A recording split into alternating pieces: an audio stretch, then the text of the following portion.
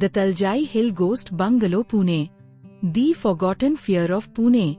Unmasking the ghost bungalow of Taljai Hill. Every city has its shadows. You think you know Pune's famous haunts, the whispers of Kakamala Vachwa at Shani Varwada, the cold chills of Khadki. But the true, deep-seated fears of a city often hide in plain sight. Today, we drive past the famous and climb toward the forgotten.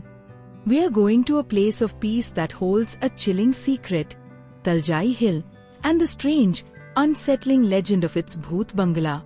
For most, Taljai is a beautiful escape.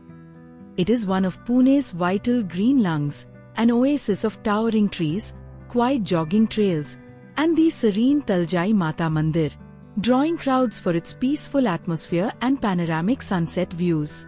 But on the hill's quieter slopes, tucked away from the main path and the watchful eye of the goddess, stands a ruin.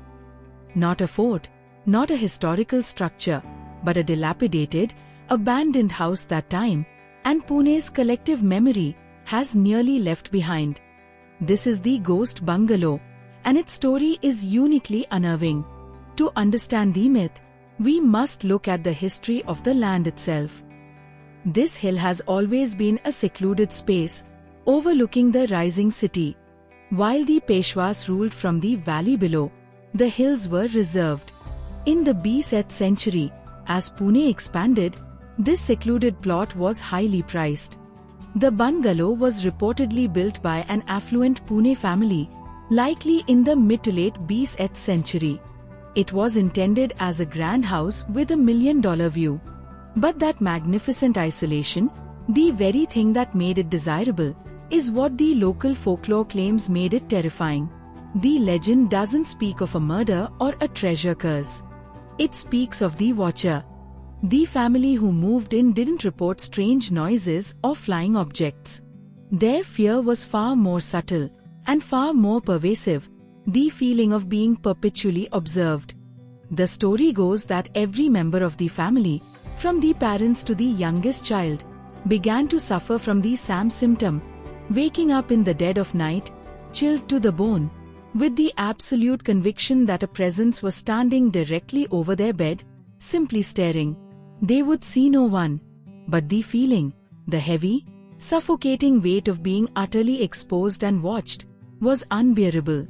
The spirit was not violent, it was oppressive. It did not want to hurt them, it only wanted to see them. Unable to sleep, unable to feel safe in their own home, the family eventually fled, reportedly leaving their belongings behind. They chose to sacrifice their wealth simply for the relief of anonymity. The house has stood vacant ever since, its purpose thwarted by the spirit who demanded nothing less than constant attention. Ask the older residents who live at the foot of the hill, and they will nod knowingly.